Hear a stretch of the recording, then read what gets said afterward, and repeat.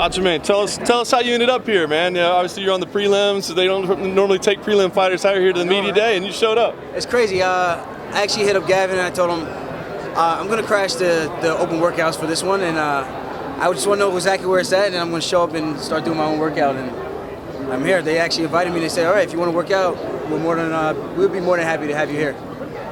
Tell me about, not a lot of fighters would take that initiative to do that. Why is that something that you decided to do? I feel like after this fight, I'm going to be at a different level. So I want to start getting more comfortable with the cameras in my face and start preparing myself for doing all this kind of media stuff and just being more comfortable underneath the camera and things like that. So I think doing something like this will help me. And I think it's fun. It's something that I think a lot of people don't enjoy as much as they should. And man, you can only fight for so long, so I just want to be in the moment, enjoy my time here, and take advantage of every single second I could get. I think most people believe you haven't gotten the attention you deserve thus far. Can you put your finger on why that is? Have you been able to identify it? I'm not exactly sure what it is, but I think it's going to stop after this fight. I think them having me here alone says a lot, so I think after this fight, good things are going to happen for me. I just got to go out there and get my hand raised and do it in a spectacular fashion. So despite the fact that, this is a top-ranked fight between you and Johnny Eduardo, you guys are on the undercard and relatively low down. How do you feel about that? Don't you feel like you deserve a place on the main card?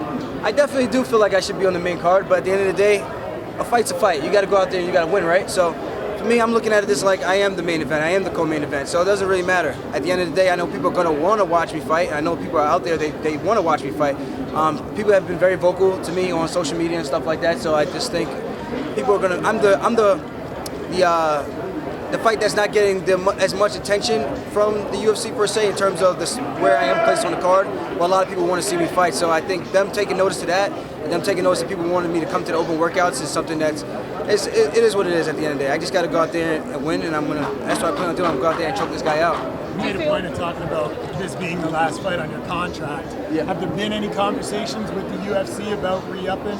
Or are you sort of in that position where you want to get through this and really explore your options? One time, from what I understand, a couple weeks ago, I guess they reached out to my management team, and they spoke about a new contract. But man, I feel like I have a lot more in terms of my value, and I want more for myself. So I'm just going to say that I want more for myself. I think that's the best way to put it. I think a lot of these guys need to want more for themselves. And I came into the sport to make a ton of money, to make a name for myself, leave a legacy, and hopefully retire undefeated and win a UFC gold on my way out. Do you think that's an example other fighters can follow? It's been high profile with Vincent Henderson, now you. The guys should fight out their contracts and just see what they're worth versus just accepting whatever the UFC offers? Yeah, but you have to do it in such a way where it's kind of strategic. It's not kind of just a random thing where you're just thinking, oh, just because I fought out my last fight on my contract, the UFC is just going to automatically want me back and automatically want to pay me more. It doesn't really work like that. I think Conor McGregor is a big example of that when it comes to talking about the numbers and things like that. So I look at that. I know people want to watch me fight. I might not have the biggest following, but I know a lot of people know who I am.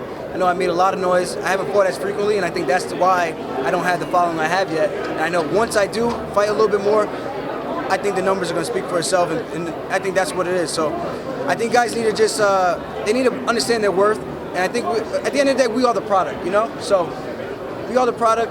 People want to see us fight, whether you're a no-name. Eventually, a champion was a no-name at one point, and in order to become a champion, you got to be a no-name and work your way up through the ranks, prelims, and then work your way up to the main card, and hopefully work yourself up to a title fight, become the champ. When you talk about not being able to fight as frequently as you'd like, how do you think you need to go about changing that? What do you do as a fighter to change that routine that's been happening with you? For me, I'm in a different situation because it's a little weird.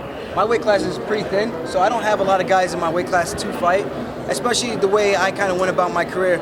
I was supposed to fight Manny Gambier, and that fight fell out. And then if I fought Manny Gambier and I beat him, granted everything went well, then I would have been in a different plateau in my career. I wouldn't have fought Mizugaki, who was ranked 6th at the time. So now you got to get two unranked guys fighting. I beat him, now there's more options for me to fight. So I do think about it from the UFC standpoint and try to make things make sense in my head. And if I didn't fight Mizugaki so early, maybe I have a lot more fights. But then I go from unranked to fighting the number 6 ranked guy in the world, finish him the way I did. Then it kind of puts me in this weird void where there's not too many guys I can fight at this point. I can't fight guys who are ranked underneath me, unranked and things like that, because now they need more contenders. They got the title guys, the champions are hurt and things like that, and the top 5 was hurt at one point. So I just think for me it was just a weird scenario. So At this point, I think I have more options. Rafael Sunsal's coming back. Michael McDonald is back. We have Jimmy Rivera, who's just coming up the ranks, and Thomas Almeida. I think eventually I'm going to bump heads with all those guys. So I'm excited, man.